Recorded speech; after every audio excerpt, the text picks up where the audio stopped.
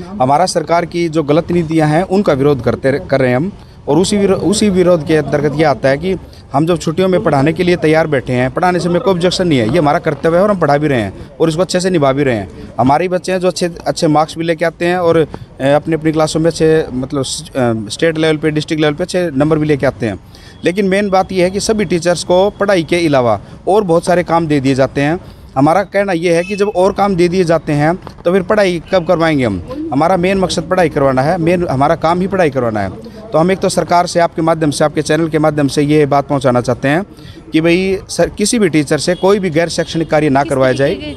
जैसे एग्जाम्पल के लिए मान लीजिए परिवार पहचान पत्र है, ये हमारा काम नहीं है। अब हम मान लीजिए किसी एक गाँव के स्कूल है, उसमें टीचर को बोल दिया कि आप परिवार पहचान पत्र को अपडेट करिए।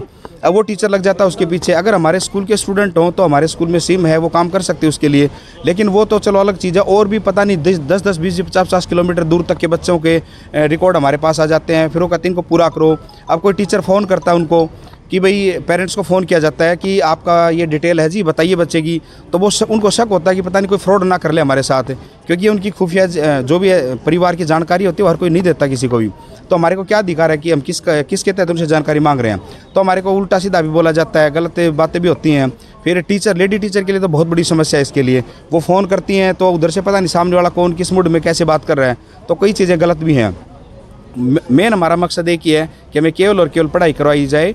और जो ज़रूरी काम है, जैसे मान लीजिए कि जनसंख्या से संबंधित काम है या मान लीजिए कि इलेक्शन से संबंधित काम है, उनके लिए भी हम कभी मना नहीं करते, क्योंकि वो हमारे सेवा में ही आते हैं, उसके दौरान आते हैं। तो उनके लिए हमारी कभी मनाही नहीं है। लेकिन उसके दौरान उसके अतिरिक्त जो बाकी अलग डिपार्टमेंट्स हैं, उनके काम भी हमारे को सौंप दिए जाते हैं। तो वो डिपार्टमेंट क्या कर रहे हैं फिर? अगर उनके पास कमी है, मैन पावर की कमी है, तो आप उनको मैन पावर दीजिए या रेगुलर दीजिए, या आपने एक नया रोज़गार कौशल निगम बनाया है उसके तहत नए बच्चों को लगाइए, वो काम करिए। हमारे टीचर्स को केवल और केवल पढ़ाई का काम करने दीजिए।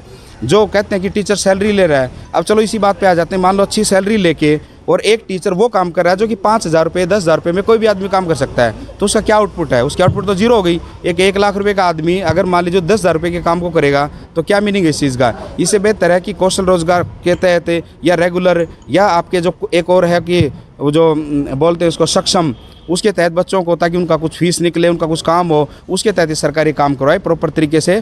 तो हम इसका विरोध है और ये जारी रहेगा जब तक सरकार अपने इन चीज़ों को बंद नहीं करेगी। हमारा विरोध जारी रहेगा और अच्छी नीतियों का हम स्वागत भी करेंगे, लेकिन जो गलत नीति है उसका हमेशा विरोध जारी रहेगा।